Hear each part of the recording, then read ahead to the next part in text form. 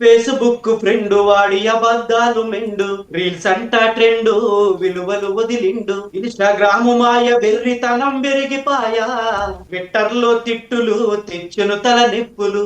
రంగుల ప్రపంచంలో యువత ఉరకలేస్తుంది, సమస్యల వలయంలో చిక్కి కొట్టుకుంటుంది. భయ్యా బీ కేర్ఫుల్, సోషల్ మీడియా శృతి మించితే మీ లైఫ్ ఇంకా ఆగమయ్యా.